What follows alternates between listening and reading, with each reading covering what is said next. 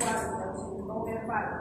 Entonces, esto de la conducta motora tiene que ver con la mímica y la motórica de todos los gestos que nosotros podemos hacer con la cara, la posición que podemos tomar con el cuerpo, digamos, y bueno, todas las facciones que su cuerpo pueda, que podamos nosotros leer del paciente, digamos, y que podamos estudiar de esa manera.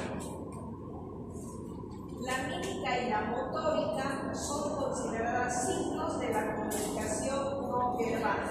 Eso quiere decir que va a entrar en juego el comportamiento motor del individuo, y el comportamiento motor es considerado el vehículo que va a mediar entre lo que es el hombre, el ser humano, y la relación con el medio ambiente. ¿Y esto cómo lo va a hacer? A través de, no quiero ni siquiera extrañar, no quiero ver que no se mueva nada para que vea.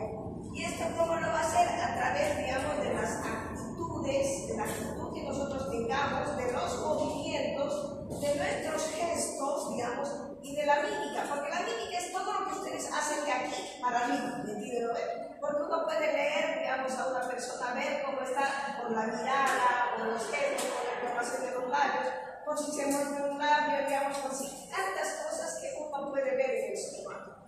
Entonces, todo esto, la actitud, nuestro movimiento, nuestros gestos, nuestra mímica, van a expresar, digamos, el estado de ánimo. Eso no se puede ocultar, por más que uno diga, ¿cómo estás? Bien, pero tiene una cara, digamos, que uno ya está por morirse, ¿no? Entonces, va a denotar también nuestras emociones, nuestros deseos, nuestros sentimientos.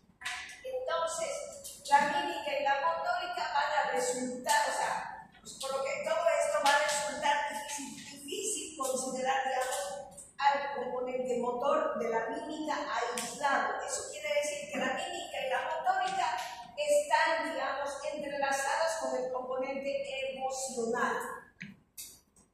Dentro de lo que es nuestros movimientos, que es el nombre que le da que la psicomotricidad va a incluir lo que es el tono muscular y la armonía cinética del organismo. El tono muscular, cuya evolución se produce a lo largo de la vida, que inicia en los primeros meses. Acuérdense la evolución del recién nacido. En los primeros meses, el recién nacido es más flácido, ¿no ve? No puede agarrar las cositas, es más maleable, todo lo que se quiera. Entonces, pero después va ganando fuerzas, y como que va manoteando para más o menos comprobar su fuerza y hace doler también, ¿no? Entonces, eso se llama tono muscular, que va, digamos, aumentando a medida que el niño va naciendo.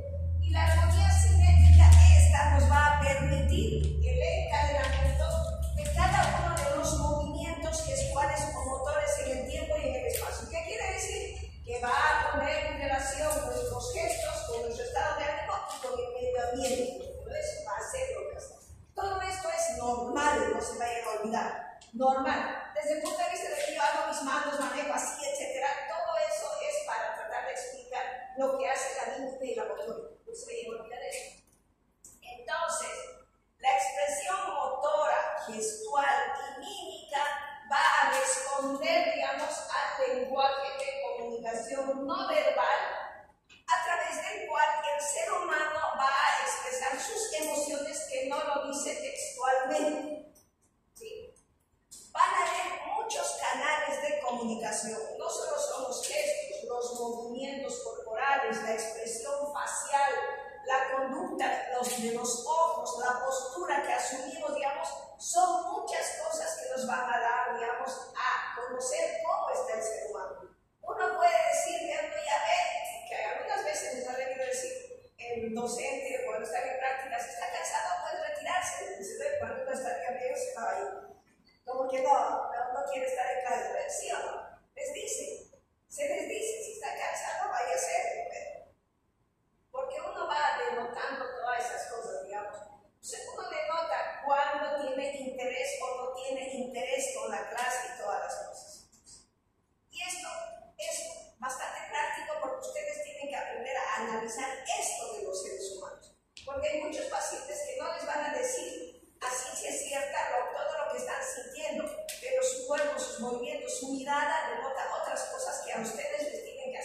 dudar.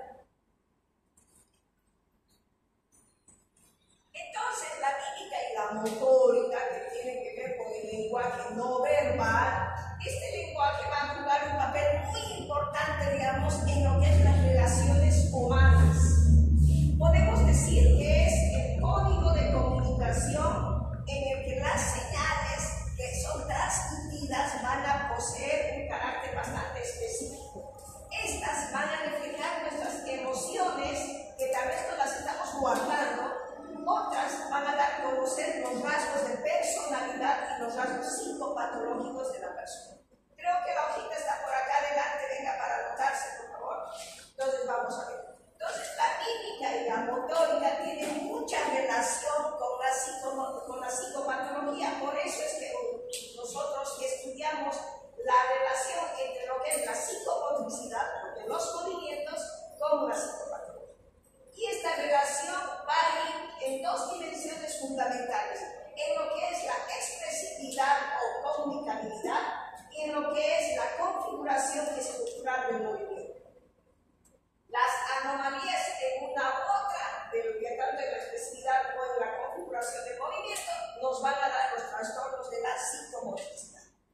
¿Qué es la expresividad o comunicabilidad? Esta está configurada, digamos, a través de factores psicosociales que se van a ir transmitiendo lo que queremos decir a través de nuestros gestos. Los cambios que hacemos se van guardando predominantemente, digamos, durante la relación de sucesos personales o relacionales, pero esta expresividad o comunicabilidad no llega a alterarse en su estructuralidad. En cambio, la configuración estructural del movimiento, que es un poco más amplio, está compuesta por varios factores neurofisiológicos que estos van a transmitir información a través de signos como ser la agitación psicomotriz. Ver a un paciente agitado de por sí a nosotros nos hace pensar en una cosa más aguda, más grave. Porque si uno no está, digamos, agitado, es que todavía puede controlar, está consciente de todas esas cosas. Entonces, vamos a ver, digamos, cómo estos signos de agitación, perdón un segundito, esto sí se puede contestar.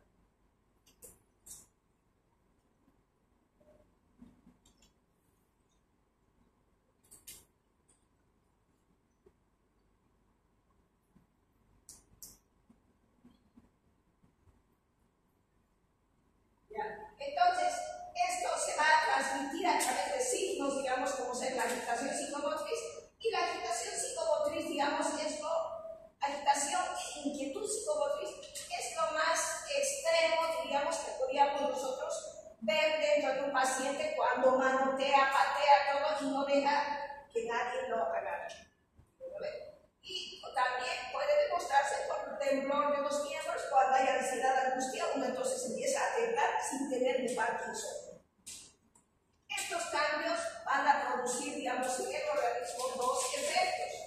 Uno va a ser que provocan cambios excesivamente acusados en lo que es la expresividad, o sea, en la cara, y que generalmente estos, aparte de la cara, pueden hacernos perder el equilibrio. Entonces, van a hacer, digamos, una alteración tanto en la expresión de lo que estamos sintiendo y en el contexto de los movimientos que pueden llegar a hacernos caer. Hasta ese punto estamos hablando de todo lo que es motor, los músculos, todo lo que es motor. Y también está, digamos, dentro de que cuando hay alguna situación aguda, agresiva, donde la persona no sabe cómo defenderse, van a aparecer, digamos, los patrones primitivos y autónomos de lo que son el nivel más fuerte, ¿no ve? Ahí va, por todo eso. Entonces vamos a ver, digamos, que es frecuente la aparición de síntomas motores que van asociados a los diferentes trastornos mentales del comportamiento. Y para eso es muy importante realizar una exploración neurológica antes, minuciosa si es posible, para poder descartar cualquier trastorno neurológico motor. A veces, digo, no, que podemos equivocarnos cualquiera, el paciente siempre va a ir, antes de llegar al psicólogo, al psiquiatra, va a ir al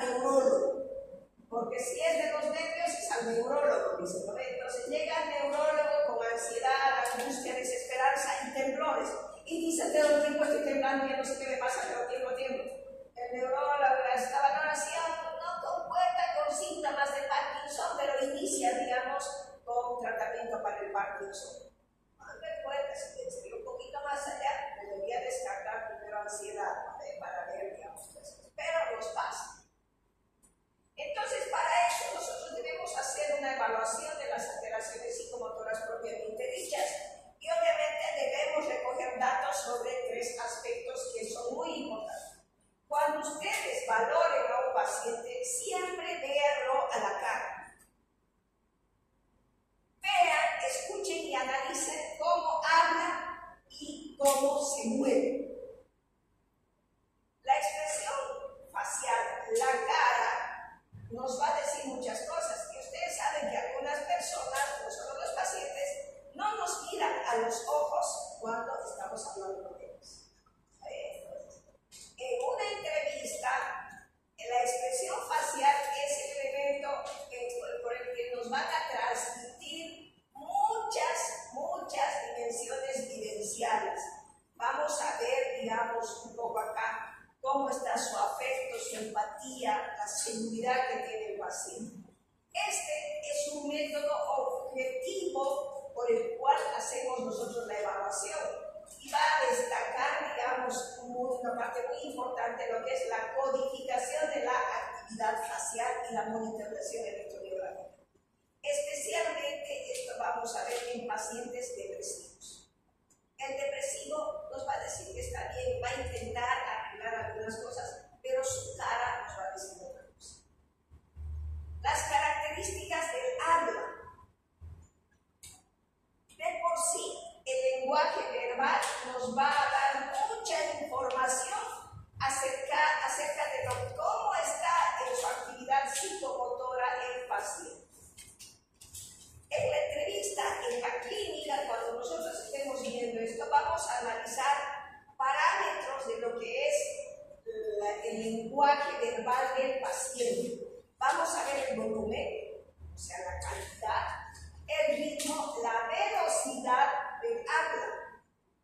Porque cuando a veces está triste, va a tratar de hablar menos, va a justificar algunas cosas, pero nos va a hablar, digamos, con un lenguaje medio apagado, lacónico, así sin esperanza. Suave, como si estuviera arrastrando las palabras. O de pronto van a haber silencios largos que no van a ver. Entonces, el lenguaje también puede ser, digamos, registrado y evaluado por gráficos. Después viene la conducta motora, que generalmente va a comprender toda la amplia gama que nosotros tenemos que evaluar en cuanto a los movimientos, ya sean espontáneos o ya sean ejecutadas tras alguna orden que se le dé, digamos, y también la postura que van a asumir en ese momento. Acá también hay distintos parámetros para analizar, digamos, la motórica general en cuanto a la postura y se puede analizar por separado para así poder realizar observaciones más fiables de un paciente. Seguimos en lo normal, ¿no? Ahora vamos a los trastornos de la mímica. Este es un capítulo cortito y bonito, por eso va bien relacionado al lenguaje. Dentro de los trastornos de la mímica, quiero que me dicen, la mímica vamos a ver de aquí para arriba. Y la motórica en todo esto lo que quiero. También acá, pero más acá. En cambio, la mímica es acá arriba. La mímica, digamos, va a tener, digamos, 3 tipos de alteraciones. Las hipermimias, las hipomimias y las dismimias o paramimias, las enteras. Las hipermimias, acuérdense, es el aumento o la exageración, digamos, de los gestos o de la mímica en la cara. ¿Ves? Hipermimia es la expresión exagerada, exaltada de la mímica, pero siempre vean que es más cara. Estas hipermimias pueden ser generalizadas o pueden ser localizadas. Y las generalizadas se van a caracterizar, digamos, por presentar 2 signos especialmente. Lo que es la participación de los mirada. Entonces, los músculos faciales van a estar exageradamente acelerados y la mirada va a estar inquieta o distraída. Son dos movimientos al mismo tiempo. Y la conducta que puede acompañar a esta hipermimia generalizada puede ser muy variada. Desde presentar una actividad más fuerte, expansiva, acelerada, digamos, como los pacientes maníacos, hasta, digamos, una actitud de pánico en los Estados Unidos. El pánico es que uno se queda quieto y no dice más nada. Generalizada, la hipermimia. En cambio, la hipermimia localizada, su intención es expresar, digamos, una intensa focalización afectiva hacia una vivencia, hacia algo concreto que está pasando. Digamos. Como por ejemplo, cuando tenemos miedo, ¿qué hacemos? Vulgarmente dice, ¿qué dice cuando tiene miedo? Se nos puse todo, dice, ¿no? Entonces, para no decir eso, decimos, ¿no? Que hay, digamos, la crispación de los rasgos, digamos, faciales, acompañados por una mirada que traduce algo dramático de una crisis o ansiedad. Algo que eso no queda así, ¿no? Localizado. Las hipomimias es lo contrario, o sea, la hipo es disminución. Se caracteriza por la escasez de gestos, siendo el grado extremo la aminia. Aminia es sí, gestos en la cara, que sería la completa inmovilidad gestual, que no hubiera ningún gesto. Tendríamos que ser estatuas para no tener ningún gesto en la cara, que sea cambiado. En las hipomimias, algo que caracteriza también es la mirada. La mirada puede estar fija y denotar una expresión vacía, que se ve, digamos, en aquellas personas que están sufriendo, digamos, un dolor, digamos, intenso, especialmente en los depresivos, También vamos a ver, digamos, en los estados de perplejidad, en el estado confusional de la conciencia, en el negativismo oposicionante, en el rechazo de contacto en la esquizofrenia, en todos esos pacientes van a ver. Se pueden observar también las hipomimias en la demencia y en el retraso mental profundo como consecuencia de la expresión de los afectos globales profundos de actividad psicopatológica, cuando hay un compromiso orgánico central. Hemos hablado de hipermimias, hipomimias y las dismimias. Son las tres alteraciones del trastorno de la mímica. Las dismimias reflejan una contradicción entre lo que es la expresión gestual y la vivencia afectiva. Y dentro de las dismimias podemos ver las paramimias o mímicas discordantes y las mimias reflejas o facticias. Las paramimias o mímicas discordantes suponen una disociación, una disonancia, una discrepancia entre lo que es la expresión verbal, lo que está diciendo con la boca, y lo que está expresando en la cara. Esto se va a ver en pacientes con esquizofrenia, típicamente cuando se presentan con sonrisas inmotivadas y extrañas. Las líneas reflejas o ficticias que se producen con guiños o movimientos de la boca del observador, conocida como ecomimia en forma de espejo. Esto, digamos, las líneas reflejas o facticias se van a ver, digamos, en los pacientes con retraso mental, en los pacientes histriónicos, en los simuladores y en menor medida en la esquizofrenia. Como decimos, como son como movimientos en espejo, el paciente con retraso mental puede asumir la gesticulación de su interlocutor, repetir lo mismo. Por eso se llama línea refleja o ficticias. Dentro de los trastornos de la motórica,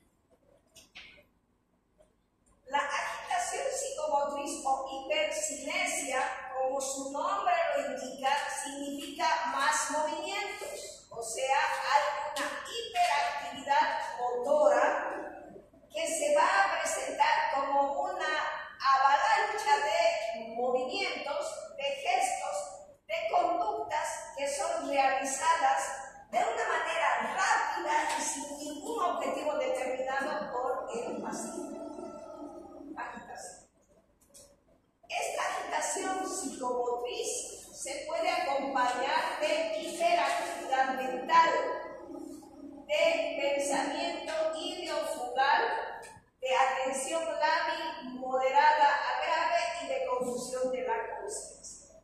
Si nosotros les digo eso, ¿en qué vamos a pensar ese rato?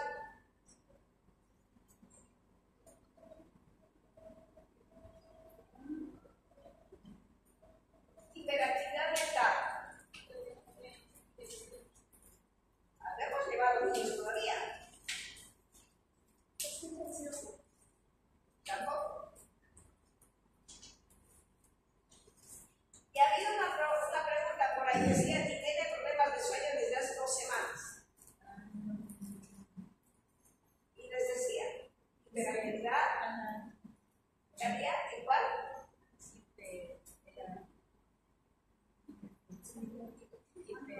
Entonces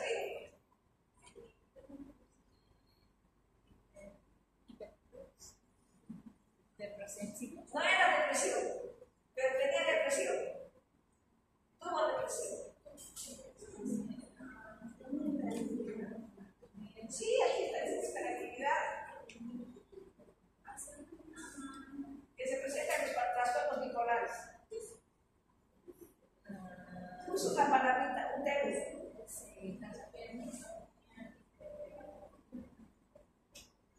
Ustedes andan pensando. Sí, pero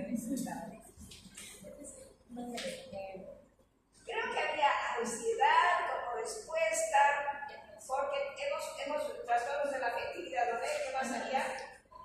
Había depresión, ansiedad. ¿Cuáles son los trastornos de la afectividad? Ansiedad patológica, angustia, disforia, timidez patológica, hipocondría. No, hipocondría no. La disforia, ¿con quién más va? Con el trastorno bipolar. Pero había síntomas.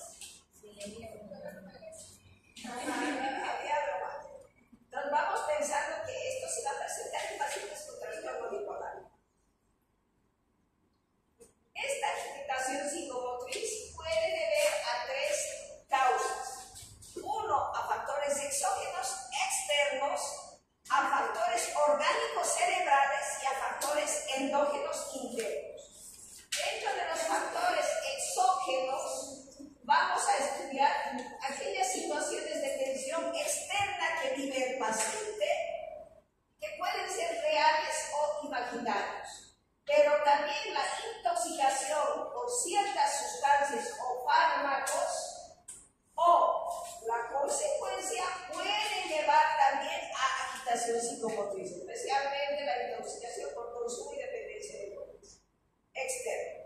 Los factores orgánicos cerebrales tienen que ver, digamos, en aquellos casos como el delirio, que van a presentar crisis comiciales o como consecuencia de ciertos accidentes vasculocerebrales o técnicos. Los factores endógenos tienen que estar relacionados con trastornos psicóticos, como cierto tipo de esquizofrenia, especialmente la catatónica, y en algunos pacientes en fase maníaca del trastorno bipolar y en estados demenciales debido a la pérdida progresiva del juicio. La agitación psicomotriz puede anteceder a la inquietud psicomotriz. La inquietud psicomotriz es, digamos, una forma menor de agitación en la que el paciente conserva todavía un grado mayor de control sobre su motórica, sobre la actividad, digamos, del movimiento. Y esto se va a manifestar en estados de ansiedad y en ciertas depresiones, especialmente depresión en el anciano. 1. Agitación psicomotriz, ¿no ve? Le antecede la inquietud psicomotriz. 2. Como hay agitación, puede haber también retardo psicomotriz, retraso psicomotriz o hipocinesia. Esto, como su nombre lo indica, se va a caracterizar por una disminución notable de los movimientos generales del organismo.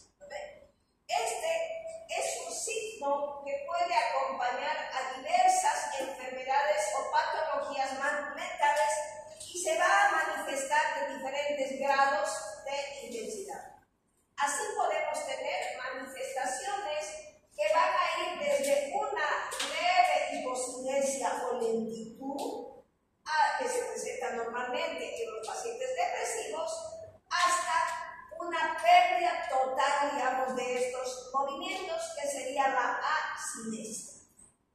Y obviamente, ¿no? Vamos a ver, digamos, que esta asinesia se puede presentar en pacientes que están entrando en coma, o sea, pacientes estuporosos, autistas, o también, digamos, en las crisis severas del Parkinson. En este estupor, digamos, que es la parte que entra, digamos, en el pre-coma-coma, se puede producir una paralización absoluta del cuerpo, que puede ir acompañada de mutismo, y que esta estupor, digamos, con estas características puede durar varias semanas, conocido como estupor catatónico, que se va a manifestar por, digamos, catalepsia, que es una enfermedad del sueño, y negativismo. Este tipo de pacientes suelen salir súbitamente, digamos, de este estado estuporoso para entrar en un cuadro de agitación psicomotriz. Durante el mismo se produce la tempestad de movimientos, como que despiertan de esta catatonía y pueden salir corriendo ciegamente, sin ver hacia dónde están yendo, como si estuvieran huyendo de algo, gritar desaforadamente, golpear, digamos, las puertas, o golpearse contra las puertas o las paredes, intentando defenderse o atacar, digamos, a las personas que se encuentran al retardo psicomotriz o hipocinesia. Bueno. Luego vienen los tics.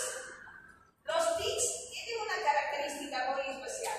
Son movimientos musculares locales que se caracterizan por ser rápidos y espasmódicos, que se manifiestan de una forma frecuente en la infancia, son involuntarios, son inesperados, son repetitivos y se presentan a intervalos irregulares. Se supone que los tics tienen que desaparecer entre los 6, 7, 8 años. Cuando esto empeora, se puede llegar hasta el tartamudeo. ¿Y en qué situaciones va a empeorar? En situaciones que generen mucha ansiedad. Estos tics van a disminuir o atenuarse cuando las personas estén relajadas o distraídas. Y van a desaparecer los tics durante el sueño. No hay tics que se presente durante el sueño. Pero también los tics pueden significar, digamos, como una vía de escape emocional ante situaciones de estrés que la persona no está pudiendo, digamos, sacar afuera lo que le está molestando. También los tics pueden ser síntomas que acompañan a otras patologías que están dentro de los grupos de trastornos de ansiedad o a la obsesión. También los tics pueden ser síntomas de conversión somática en situaciones postraumáticas. Los tics más comunes son, digamos, el guiño de ojo, muchas veces el estiramiento de cuello que muchos hacen, los ruidos con la nariz. ¿Alguna vez van a ver que alguna persona está reír? Así respira fuerte, ¿no ve? ¿Se han visto alguna vez? ¿Han escuchado? Y no se dan cuenta y simplemente que este señor está soplando la nariz. Y otros, ¿no? Que como una cosita que se le mueve así la comisura de los manos, sin querer. El fruncir las cejas, digamos, entonces de las comisuras de los labios, de los párpados, etc. Pero el mejor conocido, el que lo representa, es el síndrome de Guillain de la Tourette, que es conocido como una enfermedad de los tics. Y este se caracteriza por presentar manifestaciones múltiples de tics complejos que afectan simultáneamente varias partes, digamos, del cuerpo. El tic normal es una sola zona, pero este síndrome de Guillain de la Tourette puede ser los tics simultáneamente en la cara, en el cuello, en los ojos e incluso en el tronco, digamos que es algo muy excepcional. Y estos, aparte de moverse o hacer esas cosas, se caracterizan por presentar ruidos extraños, ya sean nasales o vocales. También conocido como coprolalia, porque el paciente con síndrome de Guillain de la Tourette repite la última palabra del paciente Entonces, una de las causas, una hipótesis, es la organicista dentro de lo que es el síndrome de Guillain-Barré de la Tourette, pero es el exponente más importante, digamos, de los tres. Tenemos las estereotipias. Las estereotipias son repeticiones continuas e innecesarias, ya sea de movimientos o de gestos, que, a diferencia de los tics, porque es casi lo mismo, las estereotipias son organizadas. ¿No sabes? La pequeña diferencia, las estereotipias son organizadas y son complejas, porque las otras son más simples. Pero también puede observarse estereotipias en otras zonas del cuerpo, como en las manos. Las estereotipias se pueden asemejar muy bien a los movimientos o rituales que algunos pacientes obsesivos realizan. De hecho, se dice que el obsesivo hace rituales como un acto estereotipado. Según el grado de complejidad que pueden tener las estereotipias, se distinguen dos tipos: la estereotipia simple y la estereotipia compleja. La estereotipia simple va a acompañar, digamos, a los trastornos orgánicos cerebrales, a la demencia, como la demencia por la atrofia cortical o arteriosclerosis, y a veces también supone un patrón motor arcaico y confusión estimular, como frotar las cargas palmadas en la rodilla, etc., que pueden ser consideradas y catalogadas como estereotipias simples. Las estereotipias complejas, se asocian y se presentan más en los trastornos psicóticos, ya sea funcionales o endógenos, como ser en la esquizofrenia. Se van a presentar como movimientos aparatosos de las manos, de los brazos, puede ser como tocarse el cabello, dar vueltas sobre el sí mismo, aletear con los brazos, etc., pero son movimientos estereotipados complejos del paciente psicótico. Estereotipos. Maneirismos. Los maneirismos son movimientos que van a aumentar la expresividad de los gestos y de la mímica, como ser sonrisas inmotivadas, que son carentes de significado, posturas forzadas, excesivamente afectadas de ciertos pacientes esquizofrénicos, especialmente cuando toman, digamos, o cuando se presenta en la esquizofrenia catatónica, puede presentar estos maneirismos, porque es una postura forzada la que van a tener. Maneirismos. Temblores. Los temblores son, digamos, movimientos musculares oscilatorios, involuntarios, rítmicos y rápidos que se van a manifestar, digamos, principalmente en la cabeza, en la cara, la lengua y extremidades, especialmente en las manos, y pueden ser de tres tipos. Tenemos temblores intencionales, ya, no me voy a pegar, temblores posturales, temblores de reposo. Los intencionales se van a caracterizar por presentar sacudidas que aparecen durante los movimientos involuntarios. La causa más frecuente es una disfunción o lesión del cerebro, se presenta en la enfermedad de Hartford y en la de Wilson, en la esclerosis múltiple, en la ataxia hereditaria progresiva, y obviamente la ataxia consiste con una pérdida total o parcial de la coordinación del movimiento muscular voluntario. Entonces, el temblor intencional se va a presentar más en estas enfermedades neurológicas. Los temblores posturales son similares a los anteriores, pero consisten en presentar sacudidas que aparecen inicialmente al iniciar o efectuar algún movimiento y se van a apreciar más con claridad cuando el paciente mantiene una postura forzada. Estos temblores van a ser rápidos y se van a asociar a la ansiedad y a las intoxicaciones etílicas o farmacológicas, ya sea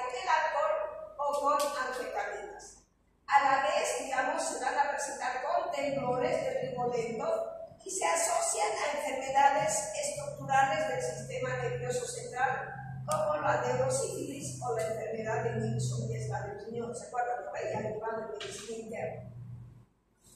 Y los temblores de reposo son movimientos de corto recorrido que se van a presentar con oscilaciones finas y rápidas de las partes afectadas.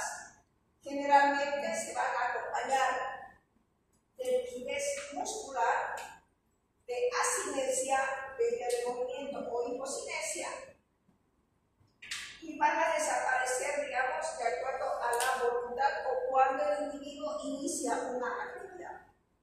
Estos movimientos, temblores de reposo, se presentan más en pacientes con la enfermedad de Parkinson, que es conocido como el temblor parkinsoniano, o en la encefalopatía de Wernicke o Korsakoff, o con cualquier intoxicación etílica o anfetamínica, y obviamente también puede presentarse en el tratamiento prolongado con neurolépticos y antidepresivos.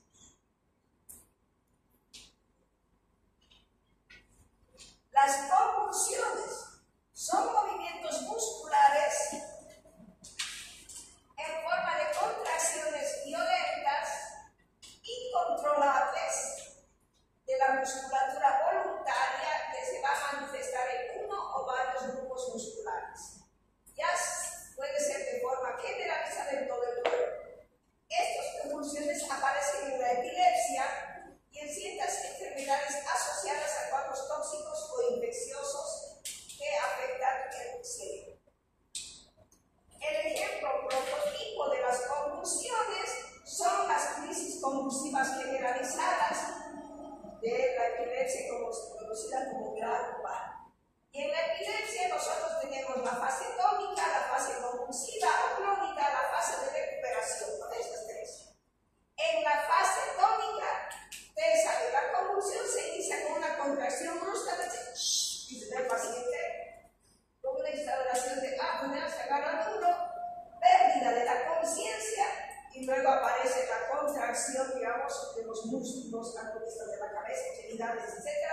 Y el ser humano se deja caer como una bolsa de papas al suelo.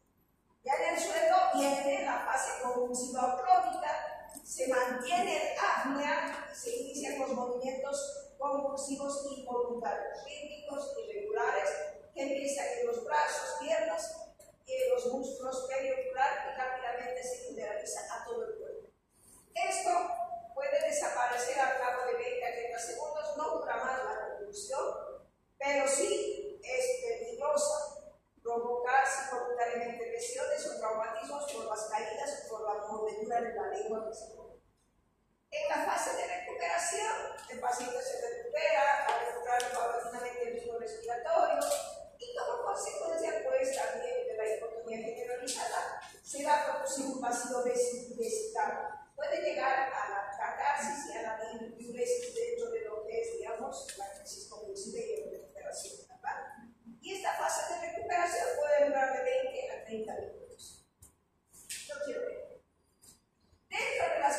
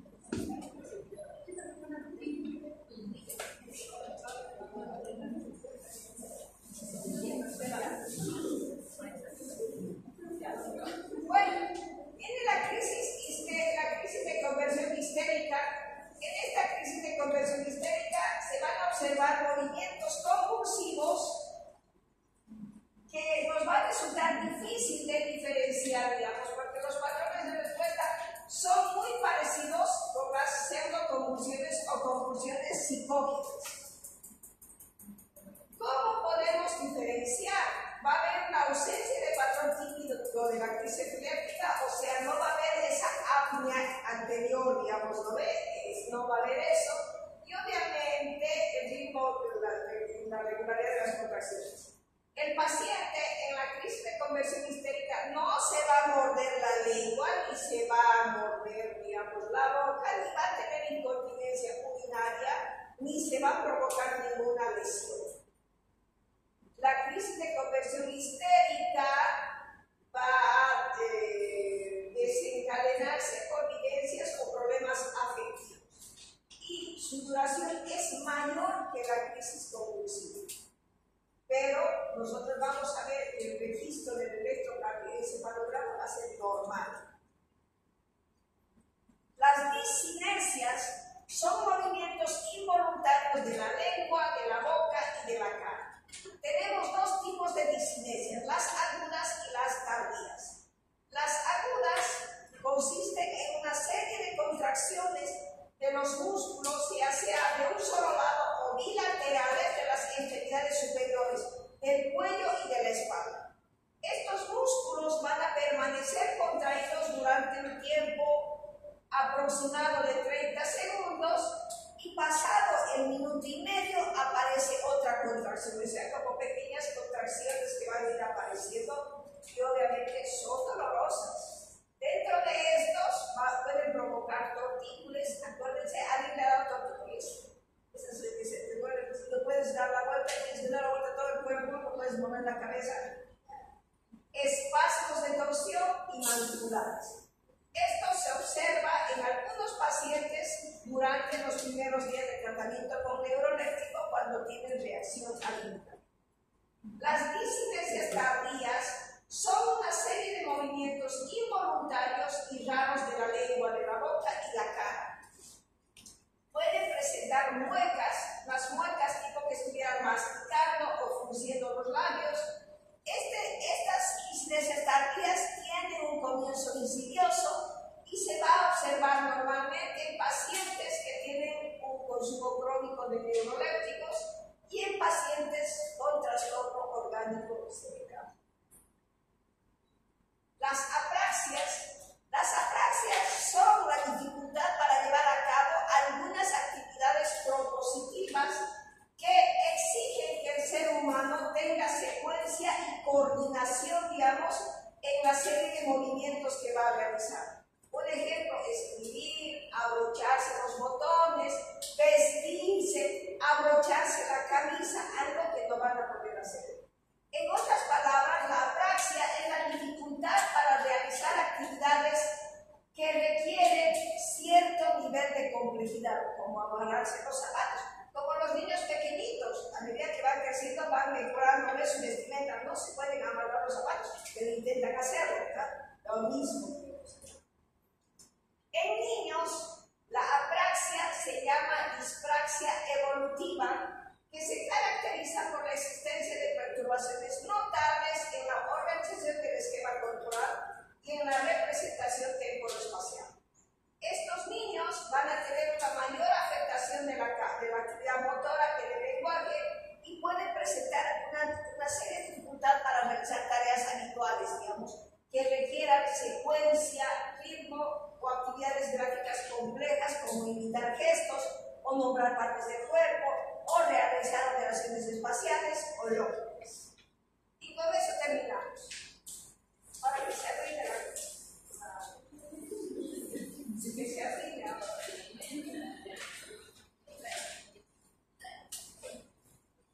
La próxima semana empezamos psicopatología de los impulsos y de la voluntad. Ese es lo más largo que nos queda, porque la parte de personalidad ustedes la van a leer extra para la